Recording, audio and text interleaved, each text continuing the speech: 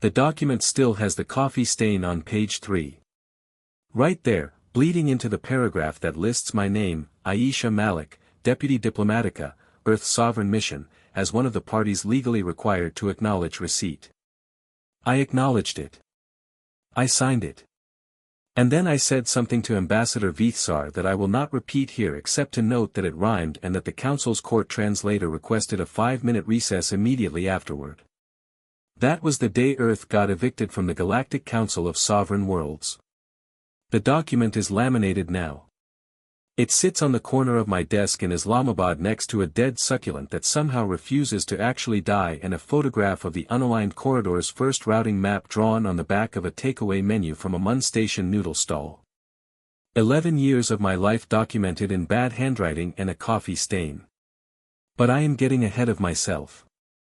The charges were 17 pages long. I read them on a shuttle back to the Earth mission quarters, standing in the aisle because every seat was taken by junior staff who looked like they had been told the planet was being auctioned off.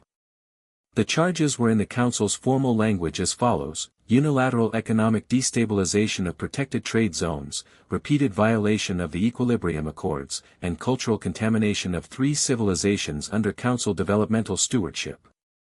What that meant in the language that people actually speak was this.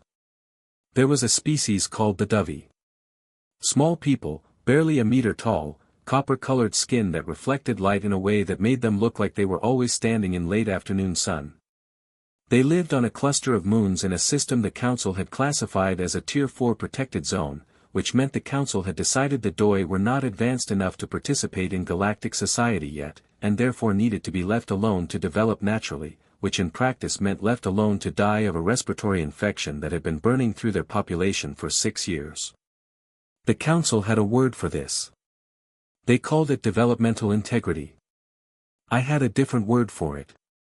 I had several in fact, but the one I used in official correspondence was unconscionable. Our medical team, 3 doctors and a supply coordinator named Patrick, who had once managed aid distribution in 3 conflict zones simultaneously and had the gray hair to prove it, had been operating a quiet assistance program for 14 months. Antibiotics, respiratory filters, basic equipment that cost the Earth mission the equivalent of a mid-tier conference budget. The Doveri population stabilized. Then it grew. The Council found out in month 15. Vithsar himself delivered the preliminary notice. He was a tall species.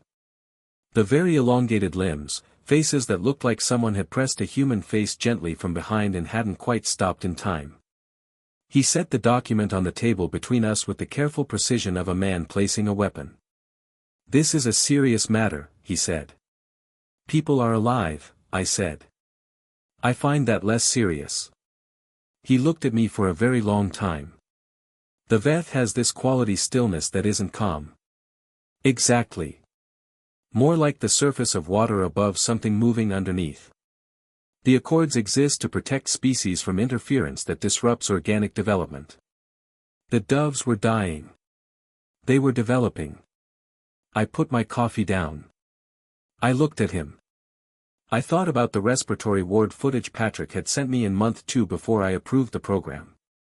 I thought about a particular frame, a Doi child, no more than 4 years old by their developmental scale, sitting in a doorway in the kind of stillness that children only have when they are very sick or very afraid. "Vithsar," I said, with the greatest respect for the centuries of work this Council has done, "no, we are not having this conversation the way you want to have it." That was the polite version of what happened. The impolite version is what ended up summarized on page 12 of the charge sheet. The formal expulsion hearing lasted 2 days. Earth's senior mission staff sat on one side of a curved table that seemed specifically designed to make you feel like you were being looked down at from every angle. 41 Council member delegations were present. 38 voted in favor of expulsion. 2 abstained. 1 voted against. The one that voted against was the Veth. I did not understand that at the time. I thought it was procedural. I found out years later that it was Vithsar himself who had submitted the dissenting vote quietly without announcing it and then said nothing about it to anyone. Not then. Earth was given 90 galactic days to vacate all Council-adjacent space lanes, dissolve our mission offices, and recall personnel from 3 joint research stations. Our trade licenses in Council-registered systems were suspended. Our communication relays in the protected corridors were to be decommissioned. On the shuttle back, a different shuttle this time, a bigger one carrying most of the mission staff. Nobody spoke for the first 40 minutes.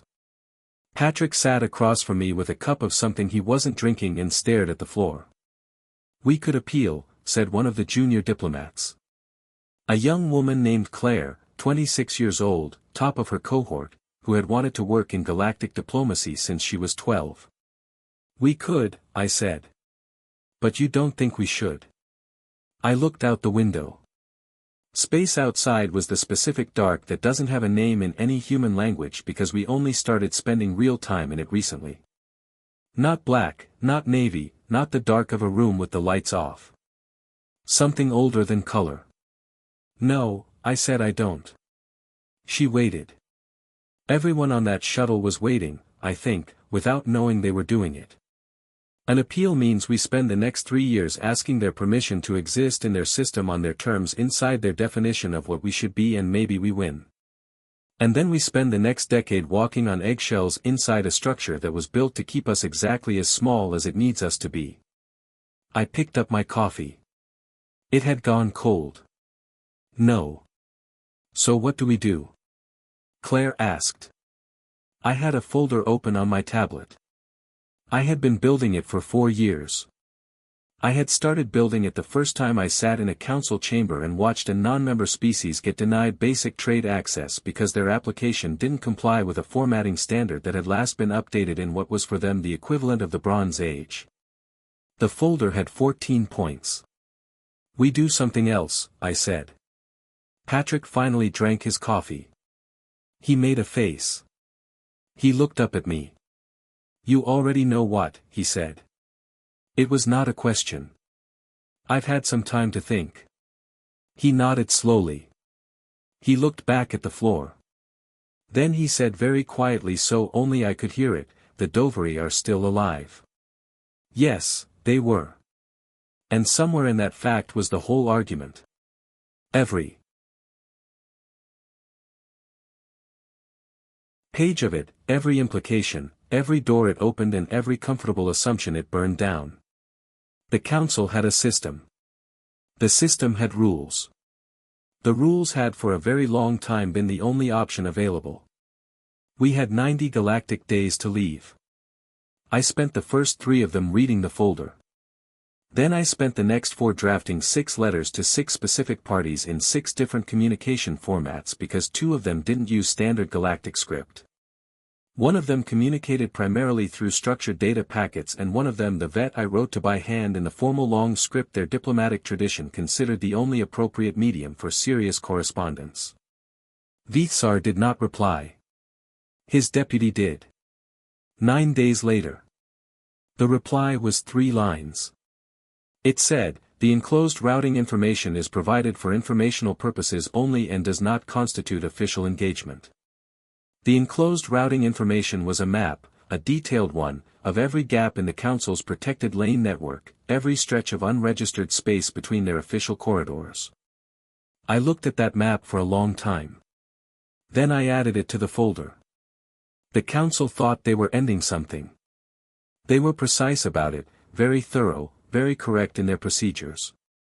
They filed every form. They observed every protocol. They gave us our 90 days and they watched us pack up and leave. And I imagine some of them felt that it was on balance a clean resolution to an untidy situation. What they did not know, what I had spent 4 years quietly making sure they would not know until it was too late to matter, was that being removed from their table was not the same as being removed from the conversation. I had read their map. I had read it very carefully, and what their map showed, if you looked at it the right way, was not a cage. It was a blueprint. The shuttle docked at the transit hub above Earth 7 hours later. I walked out into the arrivals corridor carrying the laminated copy of the expulsion notice. Someone had laminated it. I still don't know who. It was just handed to me at some point during the chaos of departure, and I found the Secretary General waiting with his hands folded and an expression that sat somewhere between grief and constipation. "Aisha," he said, "I need a conference room." I said, "And Patrick and whoever in the trade division can read a routing map without asking me to explain what a routing map is." He blinked. "That's it. And coffee. Real coffee."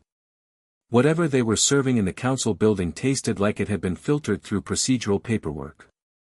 He stared at me. He had known me for 11 years. He knew what the folder meant. He knew the look I had. Not the look of a person who had lost something, but the look of a person who had been waiting for a specific door to open. "You were ready for this," he said. "By listening," I said, and picked up my bag. "I was ready for this 4 years ago. I just needed them to go first." The conference room was booked for 6 weeks. By week 2, it was 3 rooms. By week 6, we had outgrown the building. The folder had 14 points. The folder was just the beginning. 6 months after the expulsion notice, there was still a council observer post stationed at the edge of what had recently become, with very little fanfare, the first registered corridor of the Sovereign Trade Initiative. The post was a small automated relay, nothing dramatic, just a sensor array and a communication module that logged traffic and filed reports back to council monitoring. It had been there since week 3, parked at a careful distance, saying nothing. I sended coffee, not metaphorically, a physical package drone delivered containing 3 vacuum-sealed bags of Ethiopian single origin and a short note that said, "There is more where this came from." Coffee, too. The relay could not drink coffee. That was not the point. The point was that I knew it was there. And now they knew that I knew. And the little performance of courtesy, casual, unbothered, almost cheerful, was its own kind of communication in a language diplomats understand much better than the formal kind. Patrick thought it was the funniest thing I had ever done. Claire, who had stayed on and was by now running point on our communications infrastructure, thought it was terrifying. She was right on both counts. The Sovereign Trade Initiative had not been announced. That was deliberate. Nothing about the early months was announced because the announcement invites response from the Council, from their allied trade bodies, from the 14 species whose economic models depended on Council lane access would have arrived before we had anything solid enough to defend. So we built it quietly. We filed incorporation documents under general commerce frameworks. We routed initial contacts through existing bilateral agreements that predated the Council structure. We were on paper simply a collection of independent parties exploring mutual trade facilitation. What we were actually doing was threading a needle through 40 light-years of unregistered space. The VET was first. They did not announce it either. The VET had a political tradition that treated public declaration as the last resort of people who had run out of better options. Their representative, not a senior diplomat, a mid-tier trade coordinator named Assel, who had the specific quality of looking like he was always about to sneeze and never quite doing it, arrived at our temporary offices in Geneva with a data packet and a single sentence. "We are prepared to explore routing options in the unregistered corridor sections identified in previous correspondence." Previous correspondence. He meant the map his deputy had sent me. The map that had arrived 9 days after the expulsion vote. The map that Vithsar himself had quietly without announcement made sure reached me. I had been thinking about that vote for 6 months. We signed the first framework agreement with the berth on a Tuesday. It was 11 pages long, intentionally simple, written in language that both sides' trade teams had reviewed for a combined total of about 90 hours. Assel initiated every page with a small neat mark that looked like a compressed wave. Afterward, we sat in the Geneva office and he accepted a cup of coffee. The VTH had discovered coffee through our mission staff years earlier and had developed what could only be described as a civilizational level enthusiasm for it. And he looked out the window at the Alps and he said, "The Council will notice." "Yes," I said. "They will object." He drank his coffee. He looked at the Alps some more. Our agricultural output in the eastern settlement clusters has declined significantly due to lane access restrictions on fertilizer imports, he said in exactly the same tone as everything else he had said, which was the tone of a man reading from a grocery list. The restrictions were applied 18 months ago as a compliance measure. I waited. The compliance measure required us to reroute certain imports through a council-registered secondary hub, adding approximately 40% to our transit time and cost. That sounds frustrating, I said. It is, he said. He finished his coffee. Unregistered corridors would not have this problem. No, I said they wouldn't. The Quarry Collective came 3 weeks later. The Quarry were not small and they were not quiet. They arrived as a delegation of 7, which was 4 more than we had chairs for, and their lead negotiator, a woman named Vel, by the rough approximation of her name in standard script, opened the meeting by placing a list of 43 specific cargo types on the table and asking which of them we could handle in the first 6 months of operation. I looked at the list. I looked at Patrick, who had been coordinating our logistics framework and had the gray hair to prove it. And he looked at the list and then at me and made a very small gesture with his hand that meant we can do 31 of these without blinking. Let me check the other 12. We can discuss all 43, I said. Vel looked at me for a moment. Her species had a secondary eyelid, translucent, moved horizontally, that closed briefly when they were processing something they hadn't expected. Hers closed once. All 43, she said. All 43. They signed the same week. Mund Station followed a month later. Mund was different from our other partners. Less a species and more a place. A massive transit hub in genuinely unclaimed space that had operated for 2 centuries as an independent waypoint serving whoever showed up with good cargo and reliable credits. It had no government in the traditional sense, only an administrative body called the Station Authority, run by a rotating council of 7 operators who made decisions by a process that combined formal voting with what appeared to be aggressive strategic eating around a shared table. The chair of the Station Authority was a man named Owen. A human, actually, one of about 3,000 humans who had ended up at Mund Station over the preceding 50 years through various routes, most of them involving either serious ambition or serious trouble or both. He had a face like someone had assembled it from spare parts during a rush and hadn't been unhappy with the result. And he spoke in the specific clipped cadence of someone who had learned to communicate across 12 language groups and had decided efficiency was more important than charm. You want us as a hub anchor, he said in the 3rd minute of our first meeting, the central waypoint for your corridor network. We provide the physical infrastructure, the repair facilities, and the bonded cargo storage. You provide the traffic and the security framework. I said. He looked at me. Security. The corridor will need a charter. Common rules of transit, dispute resolution, basic protection protocols for member cargo. You're building a legal system. I'm building the minimum necessary for people to trust the route enough to use it. He was quiet for a moment. He had a coffee on his desk. The humans at Mund Station had apparently been largely responsible for introducing coffee to about 8 species in the surrounding region, which I chose to take as a good sign, and he turned it in his hands without drinking it. The council won't like this, he said. No, I said. They'll apply pressure on anyone who signs. They will try. He nodded slowly. He drank his coffee.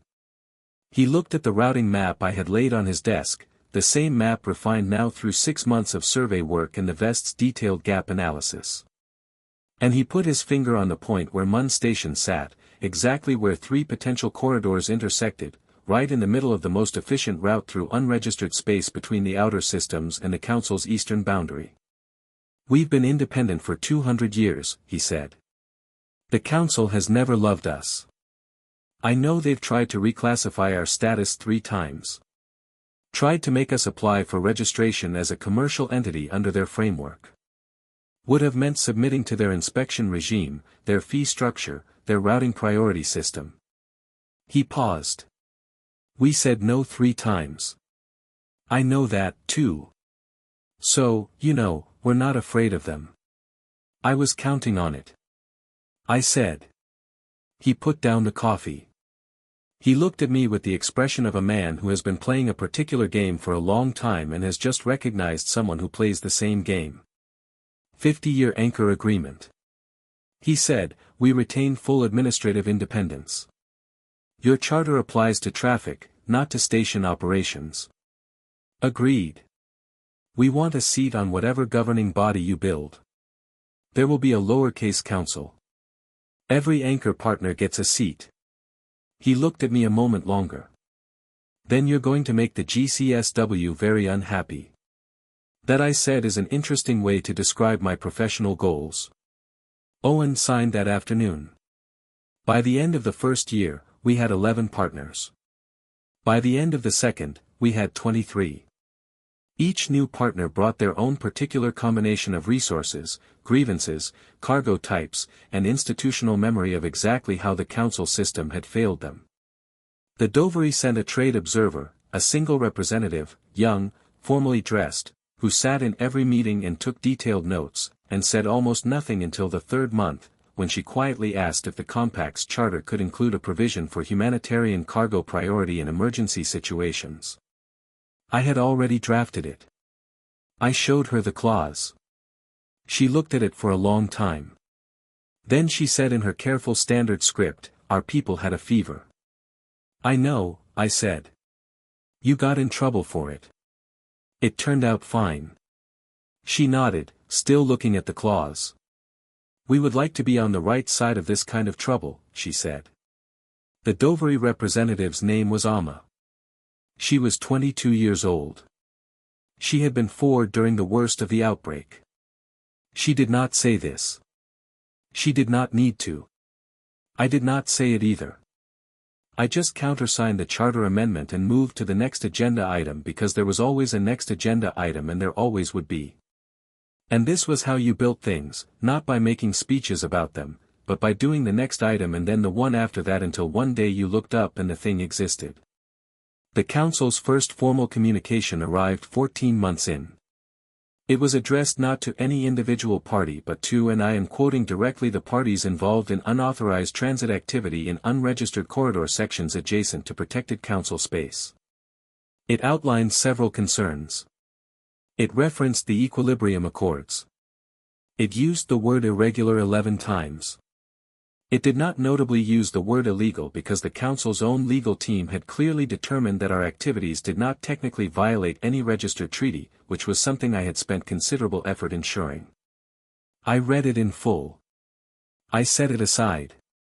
I had Patrick draft an acknowledgement of receipt. The acknowledgement said, "Thank you for your communication. We note your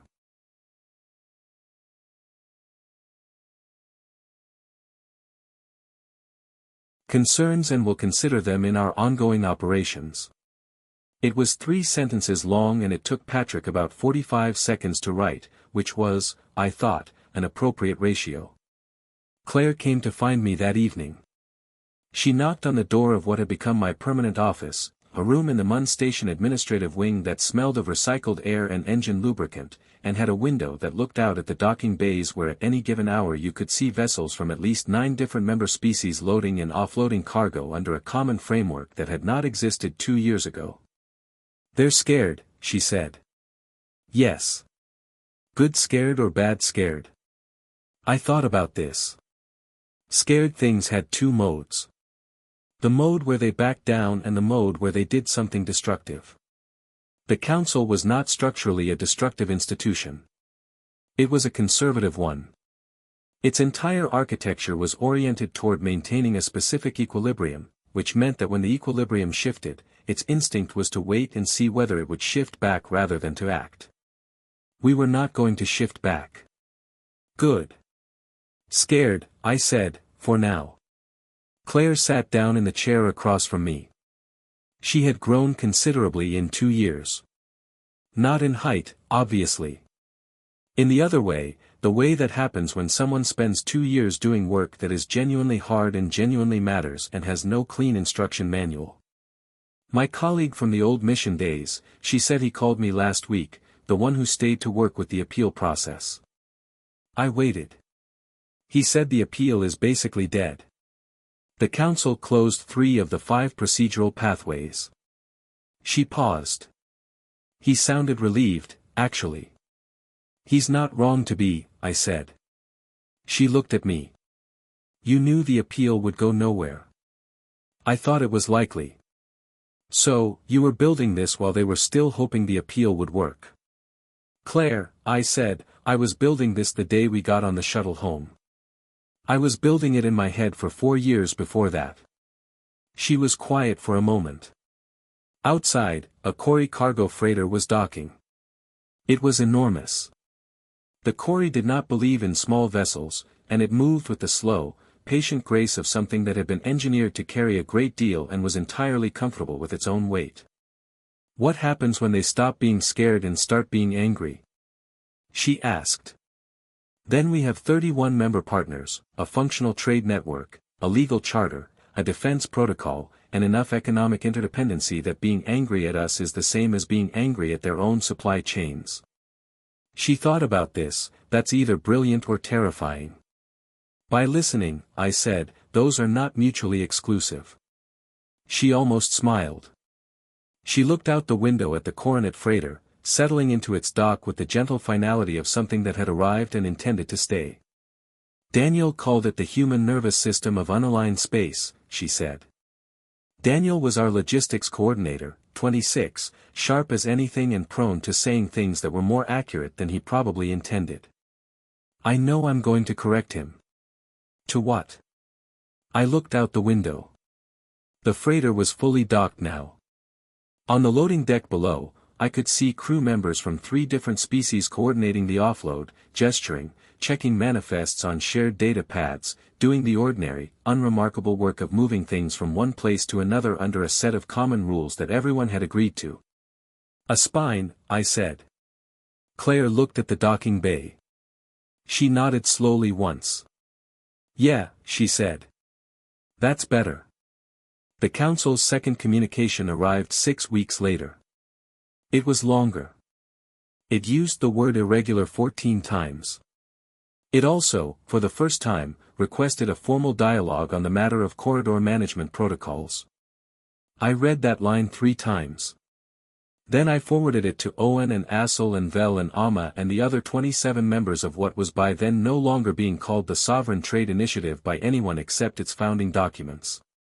Everyone else including us most days was calling it the Compact. The Council had asked to talk.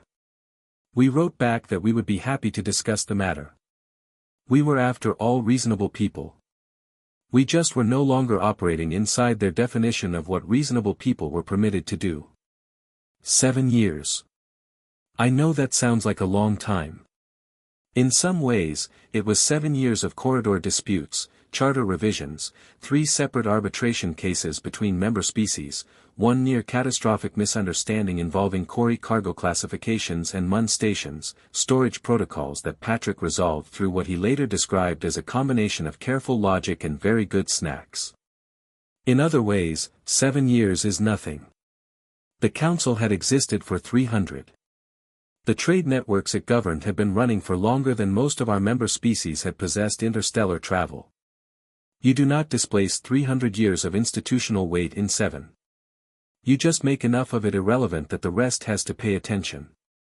I was 41 when the expulsion notice arrived. I was 48 when I sat in the small medical bay on MUN station and led a doctor named Graham, a soft-spoken man from Edinburgh, who had somehow ended up as the station's chief physician and appeared to have made his peace with this entirely. Tell me that the shoulder I had been ignoring for 2 years had developed a structural problem that was not going to resolve itself. You need rest, he said. I need a working shoulder, I said. Those are the same thing. They were not the same thing. They were in practice completely incompatible because the Compact's third full assembly was in 11 days and there were 4 outstanding trade disputes requiring mediation, and Claire had just flagged a concern about a potential boundary issue with a non-member species on the corridor's northern edge that needed careful handling. Graham looked at me. The way doctors look at people who have decided that medical advice is optional. How long has it been since you were home? He said, I thought about this. My home was a flat in Islamabad. There was a grad student subletting it. A young woman studying xenolinguistics, very responsible, paid on time, had apparently adopted a plant that I had left in the kitchen and that I had assumed was dead. The plant is still alive, I told Graham. He blinked. I'm sorry. My flat, the kitchen, I left a plant. My tenant says it's still alive. He looked at me for a long moment. Aisha, he said, when did you last sleep more than 5 hours in a row? I did not answer that. He gave me a list of exercises for the shoulder and told me to avoid carrying anything heavier than 3 kilograms on that side. And suggested with the careful professional neutrality of a man who knows his advice will be ignored that I consider a break of at least 2 weeks.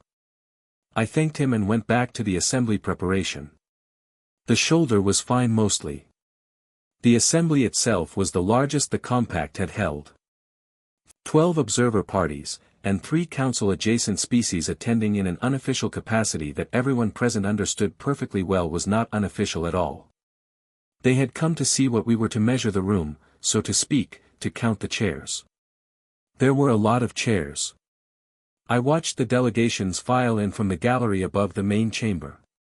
A room that Owen had built out of what had previously been a cargo sorting facility.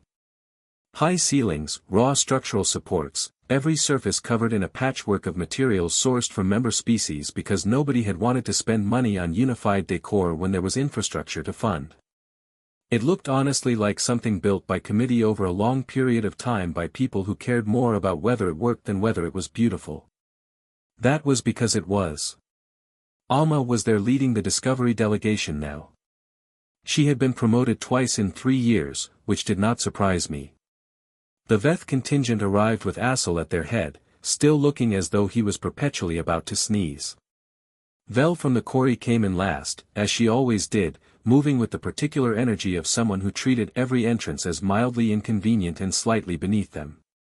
And Daniel, 27 years old now, running our arbitration framework with a precision that made my early drafts look like rough sketches, was managing the assembly calendar with a planning document that had more color-coded sections than some governments had ministries. I had recruited Daniel from the UN Trade Division in year 1. He was from Karachi, had a degree in international economic law, and had spent his first month with us, apparently under the impression that this was a temporary assignment before he went back to something normal.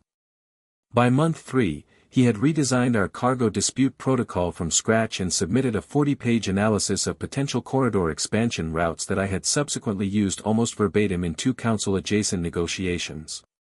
He had never gone back to anything normal.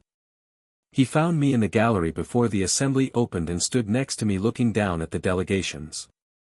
The 3 observer species in the back row, he said, left. I see them. They filed for observer status through a third-party intermediary. Technically non-council members, but all 3 of them have significant trade dependencies on council-registered lanes. I know if they shift to compact membership, the council loses about 18% of the traffic through their Eastern Corridor hub. I know that too. He was quiet for a moment. Below, the delegations were settling in. The ambient noise of 31 species finding their seats had a particular quality, not chaos, not order, something in between, like the sound of a system that had found its own natural arrangement. Ma'am, he said, he only called me ma'am in serious moments, which was useful as a signal. The council sent a private communication to the VET yesterday. I saw it through our monitoring flag. I looked at him. Content standard pressure lane access implications strong suggestion that formal association with the compact creates complications for existing bilateral arrangements. He paused. Response was 2 sentences. He thanked them for their communication and informed them that the VET's bilateral arrangements were under satisfactory review through existing compact arbitration mechanisms. I looked back at the assembly floor. Ossel had found his seat. He was drinking coffee. Good. I said they're going to escalate. Daniel said probably. What do we do when they do?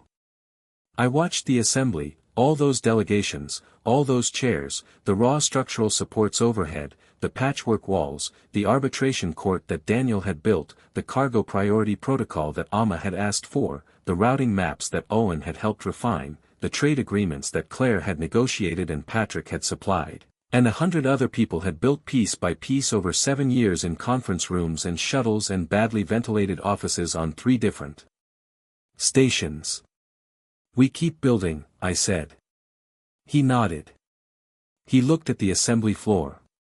"Someone called this the human nervous system of unaligned space," he said.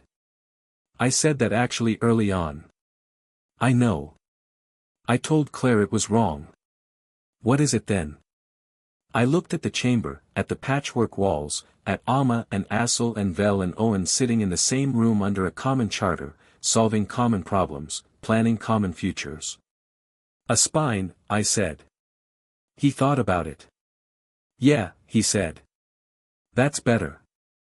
The assembly ran for 3 days. We passed 7 new resolutions. We admitted 2 new member species. We established a permanent arbitration bench. Daniel's proposal unanimous vote. We approved a defense charter provision that Claire had spent 4 months drafting, which established a mutual response framework for corridor security incidents and was worded so carefully that it was technically not a military alliance while being functionally indistinguishable from one. The Council's 3rd communication arrived on the last day of the assembly. It was the longest yet. It referenced 8 separate treaty frameworks. It used the word unauthorized 22 times. It also buried in paragraph 19 of a 23-paragraph document used a word that none of the previous communications had used. The word was partnership. I read it twice. I set it down. I found Patrick in the assembly hall and handed it to him without comment and watched him read it. He got to paragraph 19. He read it again. He looked up. "Is that what I think it is?" He said, "Read it a 3rd time." I said. He did. "They want to talk." He said, "They want to use a word." I said, "There's a difference, but yes, the direction of travel has changed." He handed the document back. He had the expression he always had when something he had expected to take longer had arrived on schedule. A small private satisfaction, carefully contained, the look of a man who had distributed aid in 3 conflict zones, and learned that the best things come without announcement. I called my mother that evening from the small private office in the main assembly hall, sitting on the floor because the chair was uncomfortable and the floor was not. The call connected after a moment and she appeared on the screen looking as she always looked, composed, alert, mildly suspicious of the quality of whatever food I was probably not eating. We talked for 4 minutes. She asked about the shoulder.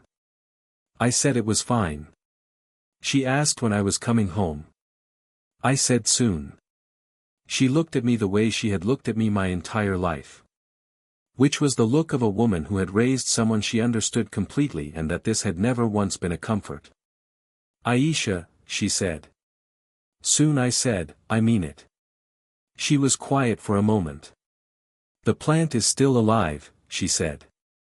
"I know that a student of yours has been watering it." "I know. You didn't think it would survive." "No," I said. "I didn't." She looked at me for a moment, then she said very simply, "Things do sometimes." The call ended. I sat on the floor for a while longer. The assembly hall outside was winding down, the sound of delegations packing up, conversations finishing, the particular quiet that follows 3 days of intensive collective work. Through the window, I could see the docking bays. 3 different vessels loading simultaneously. Cargo from Corey, crew from Mund. Documentation filed under the Compact Charter. Ordinary. Unremarkable. Impossible. 7 years ago. I picked up the Council's communication from the floor where I had said it. Paragraph 19. The word partnership. Scared things have 2 modes. I had told Claire this. I had been right. The Council had chosen the mode where it waited, assessed, recalibrated. Now it was recalibrating towards something new. I thought about what came next, not the negotiation. That would be Daniel's work and Claire's and Owen's and a dozen others who were better suited to the formal architecture of it than I was. What came next for me? The shoulder ached. It had been aching since Munn Station's corridor survey trip 2 years ago when I had misjudged a transit transfer and hit the frame of an airlock in a way that had made Graham wise sympathetically when I described it. The flat in Islamabad had a plant that was still alive. The council was scared in the productive direction. The compact had 31 members and a spine. I folded the communication and put it in my bag next to the laminated expulsion notice that had traveled with me for 7 years through 14 stations and 4 shuttle series and 1 emergency reroute through a corridor section that didn't technically have a name yet. I picked up my bag. I went to find Patrick and tell him we needed to brief the senior partners before morning. There was always a next item. There always would be. That was the point. I had not been inside a council chamber in 11 years. The ceiling was still the same color, that specific institutional, carefully selected shade of beige that manages to be neither offensive nor interesting, the color of a room that was designed to contain disagreements without anyone being distracted by the walls. I had forgotten it. I was not glad to be reminded. The shuttle that brought me here was compact flagged. That had required a small negotiation of its own. 3 weeks of careful back and forth about docking protocols and visitor transit classifications. And when it finally settled into the council hub's receiving bay, there were 2 council registry officials waiting at the dock to check its credentials, which they did with the careful thoroughness of people who had been told to find a problem and were discovering that there wasn't one. The vessel was Vethst, Mundell, crewed by 6 species, and registered under the compact charter. Every document was in order. Every form had been filed through the correct channels. The officials stamped us through and then stood for a moment watching us walk away with the expression of people who had expected something to be wrong. Nothing was wrong. That was the point. The council's formal invitation had arrived 8 months after paragraph 19. It had taken that long because these things take that long.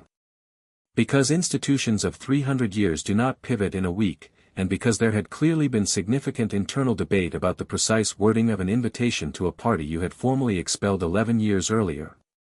The final version was 5 paragraphs long. It was extremely carefully worded. It used the word reconvene. It used the phrase mutual framework exploration. It did not use the word apology because institutions of that age do not use that word, but it used several words that were arranged in that order and did some of the same work. I was Earth's designated respondent. Not by official title. I had not held an official title in the Earth Diplomatic Service for 4 years, having stepped back from day-to-day operations to let Daniel and Claire and their teams run the compact's machinery. I was designated respondent because when the Secretary General had called to ask who should go, I had said my name before he finished the sentence. Some things you have to do yourself. I had 3 compact colleagues with me. Daniel, who was now running the compact arbitration court and had the kind of calm authority that develops in people who spend 5 years resolving disputes between species with incompatible legal traditions. Claire, who had become our chief communication strategist and had a particular talent for saying precisely what was needed in precisely the minimum number of words. And Owen, because Munn Station was a founding anchor, and because Owen had a quality I valued enormously in high-stakes rooms, which was that he was completely unimpressed by buildings.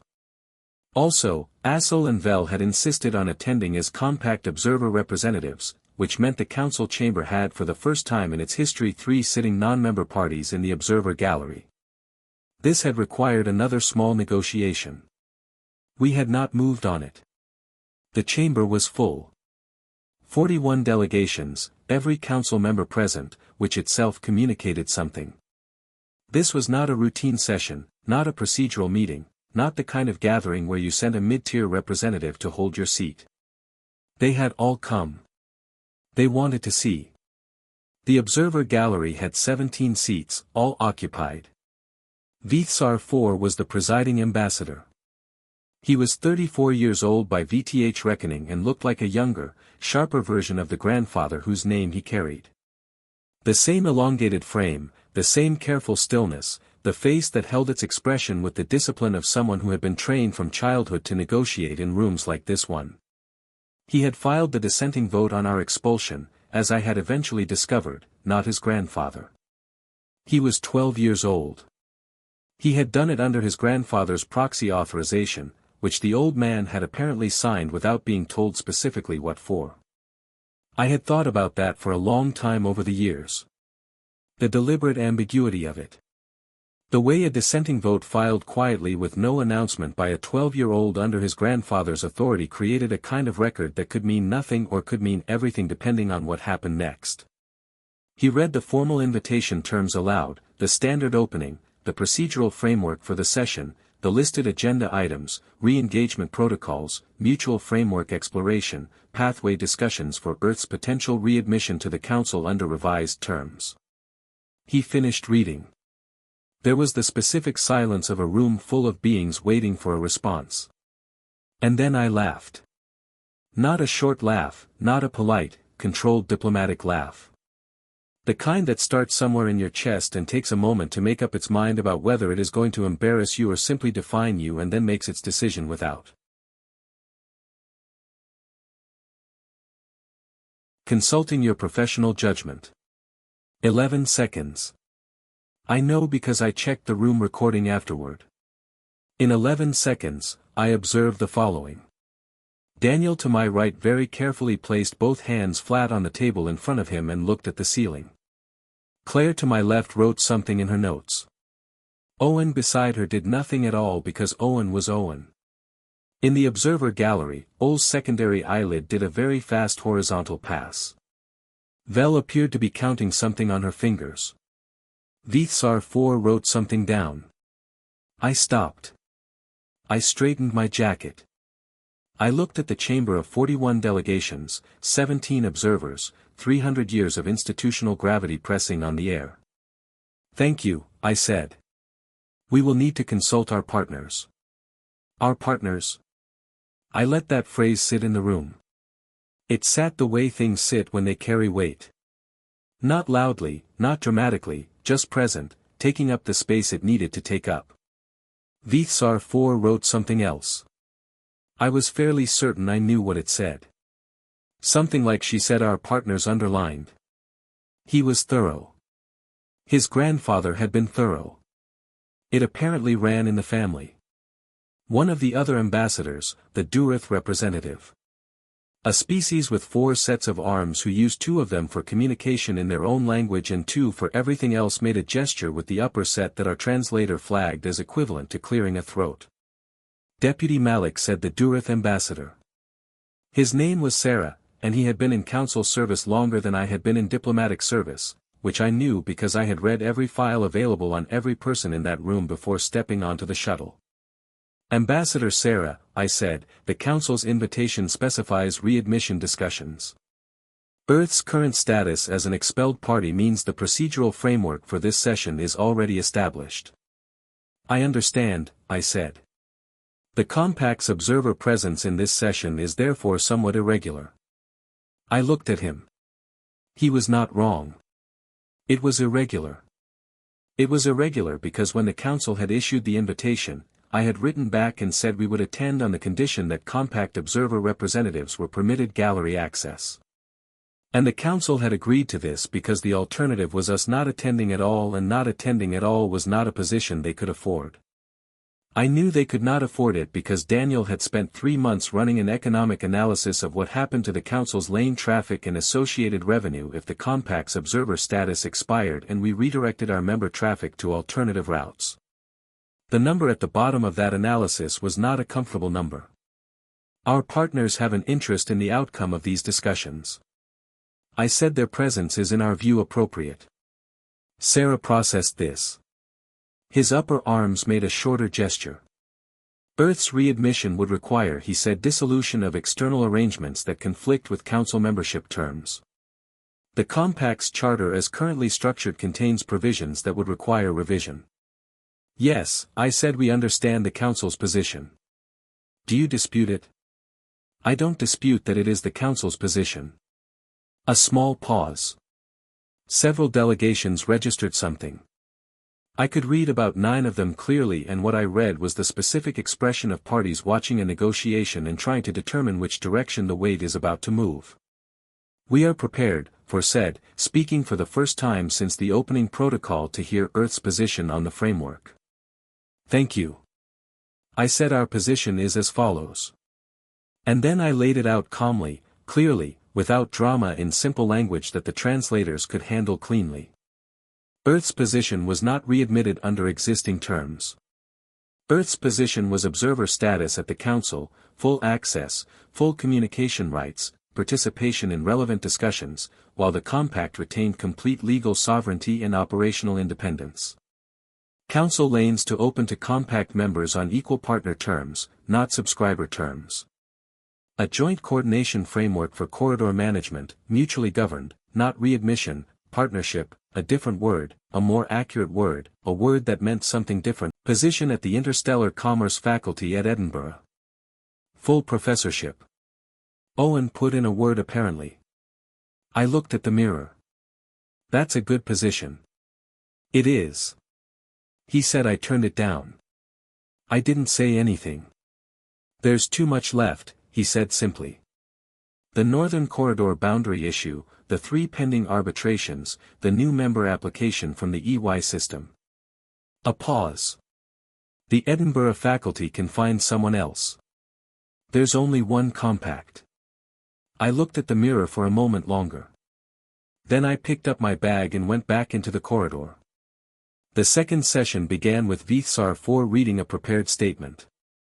The statement was careful and long and said in essence that the Council was prepared to continue discussions toward a revised framework, that internal consultation would be required on several points, and that a working group would be established to develop specific language. A working group in Council language. A working group was not a delay. A working group was an acknowledgement that the conversation was real. I thanked him. I agreed to the working group structure. I suggested Daniel as our lead representative because Daniel was better than me at the particular kind of sustained, detailed, multi-party negotiation that working groups required, and because I had learned slowly and not without difficulty that building a thing means knowing when to hand it to someone who can carry it further than you can. The session ended in the early evening. I walked out of the Council building alone before the delegations finished filing out because I wanted a moment outside that wasn't transit or logistics or the next item on the agenda. There was a bench facing a garden. The Council building had a garden which I had not known, a formal one carefully maintained with plants from about a dozen species arranged in geometric precision. I sat on the bench. The shoulder ached. The garden was quiet. I thought about paragraph 19. I thought about a document with a coffee stain on page 3. I thought about a routing map drawn on a takeaway menu from a Mun station noodle stall and a folder with 14 points and the specific dark of space outside a shuttle window that doesn't have a name in any human language. I thought about a boy child sitting in a doorway. The garden was very still. The plants moved slightly in the filtered air circulation of the habitat structure. Somewhere behind me, Council delegations were filing out of the building, dispersing to their quarters, beginning the internal consultations that would run for weeks and months, and ultimately arrive at something that looked like a new arrangement. I did not go back inside. I sat on the bench for 40 minutes, just sat. The shoulder ached. The garden was quiet. The stars beyond the habitat dome were doing what they always did, which was to exist without caring at all about the things that happened beneath them. After 40 minutes, I picked up my bag and went to find Owen and Daniel and Claire and tell them what came next. There was always a next item. I did not attend the negotiations. That was a choice, and it was the right one. And it was also the hardest professional decision I have made in a career that includes, for reference, deciding to drop antibiotics to a protected species in violation of a Council accord while the Council was in session. So the bar is not low. The working group ran for 8 months. Daniel led it with Claire managing communications and a rotating team of Compact legal and trade specialists handling the detailed work. They flew to the Council seat 4 times. Council representatives visited Mun Station twice. The first time, notably, that Council officials had ever set foot on Compact territory, which was itself a kind of statement, the kind that doesn't need words. I was monitored from Islamabad. I had gone home. The grad student, her name was Nina, was finishing a doctorate in xenol linguistics. She was extremely organized and had apparently repotted the kitchen plant at some point in year 3 and never mentioned it. Had moved out 3 weeks before I arrived, leaving the flat clean and quiet and smelling of someone else's life in a way that was unexpectedly difficult to adjust to. The plant was on the kitchen window sill. It was a monstra, I discovered, which I had not known when I bought it 7 years ago in the grip of a brief and naive conviction that I could keep things alive without attention. It was considerably larger than I remembered. Na had clearly been feeding it. I left it where it was. Graham had prescribed a specific physical therapy routine for the shoulder. I did it every morning at a table by the kitchen window looking at the plant. It was not a romantic image, a middle-aged diplomat doing shoulder rotations in her kitchen at 7 in the morning, while a monstrous plant grew imperceptibly in the corner. But it was a true one, and I had spent enough years dealing with the gap between the image and the truth that I had learned to prefer the true one. The shoulder improved slowly then faster. I read everything Daniel sent me. Every session report, every draft framework, every counter-proposal and counter-counter-proposal. The council's position moved slowly at first, then with increasing specificity, like a glacier that has decided to go somewhere and is committed to the direction. The final framework had 4 components. Observer status for Earth, full access, full participation rights, equal partner lane access for all 31 compact members. A joint corridor coordination body co-governed with no council veto over compact operational decisions. A new humanitarian cargo priority provision that applied to all registered lanes, council and compact both. That last one was Amma's. She had submitted it as a formal compact proposal in month 3 of the negotiations in the quiet careful way she did everything, with a 2-page rationale document that was the most efficient piece of writing I had read in years. The council accepted it in month 7. They called it the Emergency Humanitarian Transit Clause. The compact called it the DOI provision. Not officially, just among ourselves. The signing ceremony was at Munn Station. Owen had insisted. The council had agreed because agreeing was now the direction they were moving in. And because Munn Station's assembly hall, raw structural supports, patchwork walls, plastic chairs, had a quality that no council building had, which was that it had been built by people who needed it to work rather than to impress. I flew in the night before. Daniel met me at the dock. He had changed in 8 years. Not in the way people say that as a placeholder for something they can't articulate specifically materially. He is 34 now. He had the kind of face that gets better with work in it. He wore the compact's informal diplomatic insignia on his collar, which was a small thing, a modest design that Claire's team had developed in year 3, but which had over time come to mean something that no one had planned for it to mean. Every compact.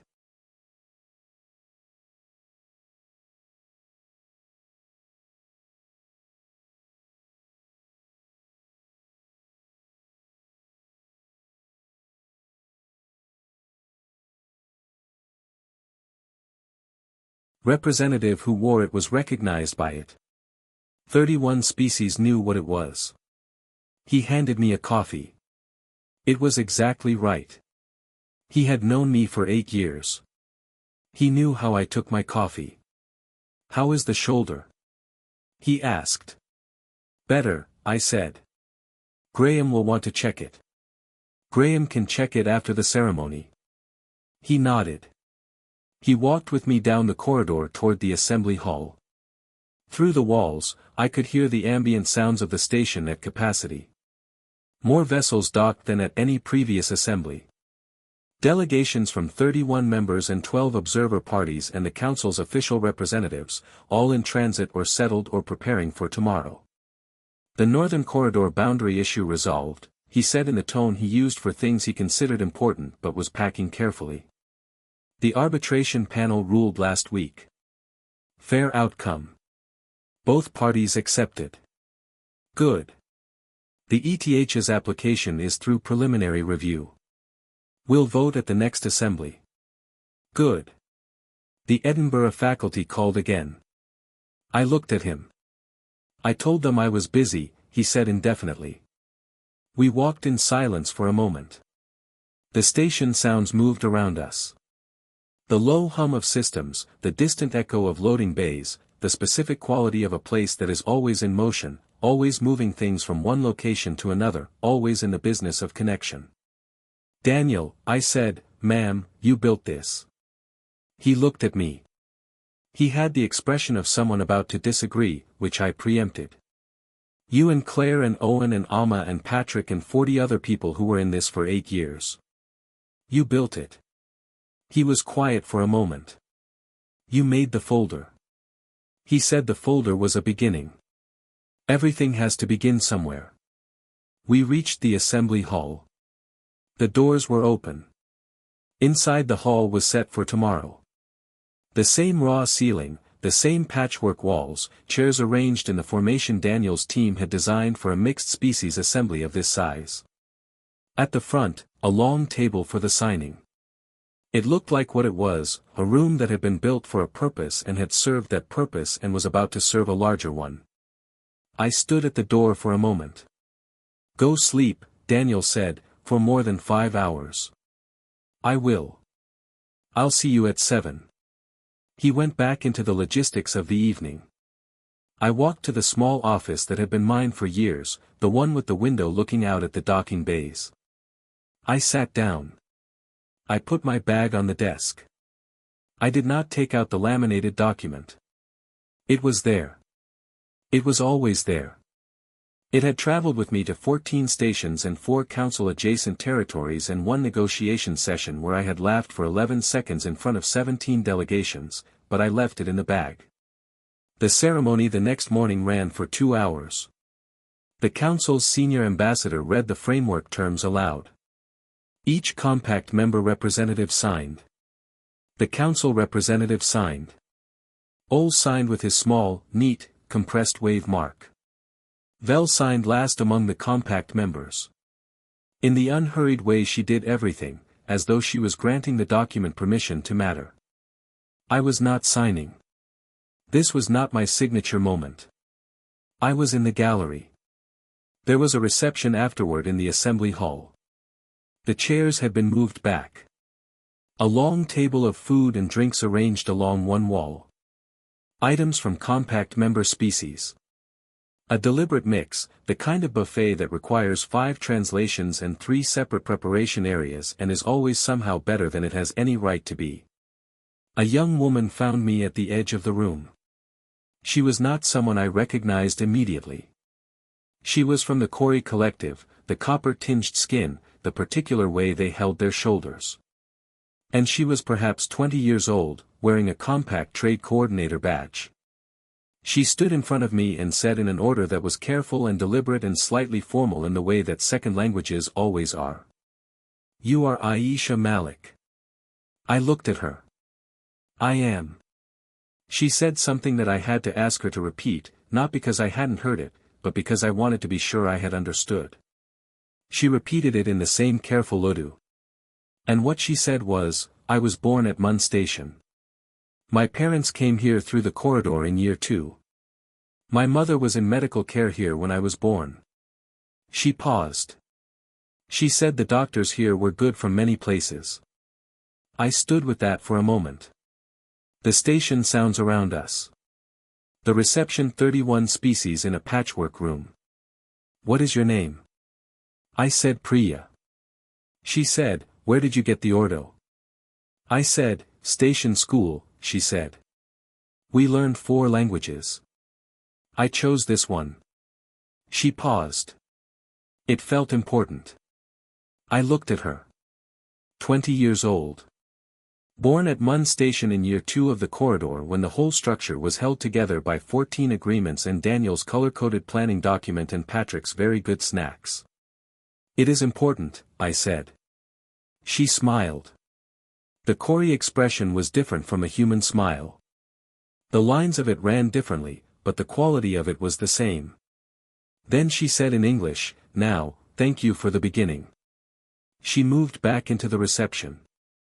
I watched her go. I had not cried at the expulsion notice.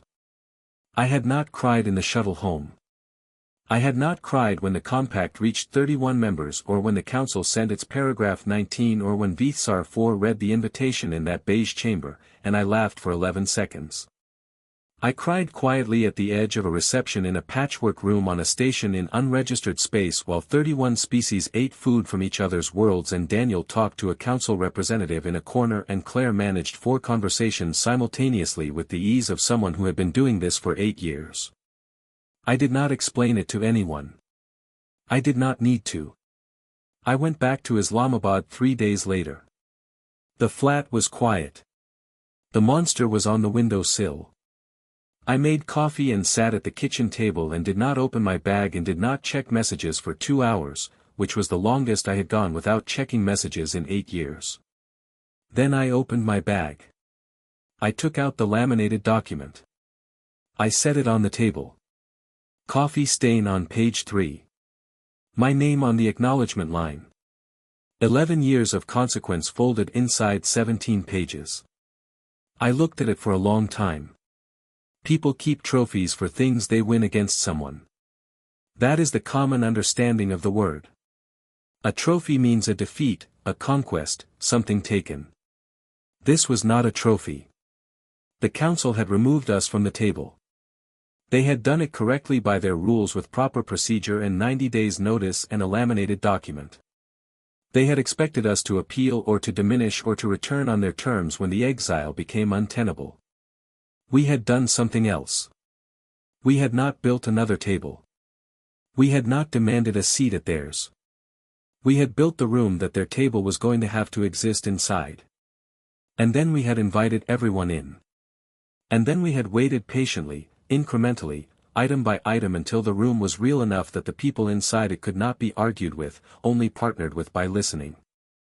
That is what an empire is, not the thing that conquers, the thing that other things have to think about. And a thing built that way. Built from a folder and a coffee-stained document and a routing map on a takeaway menu built by Patrick and Claire and Daniel and Owen and Amma and 100 others built by Priya's parents arriving through the corridor in year 2 built by Assel's small neat signature and Vel's unhurried patience and a 12-year-old birth boy filing a dissenting vote under his grandfather's authority without explaining why. A thing built that way does not belong to the person who made the folder. It belongs to everyone who needed it to exist. I put the document back in the bag. I finished my coffee. I looked at the monster on the windowsill. It had not done anything dramatic.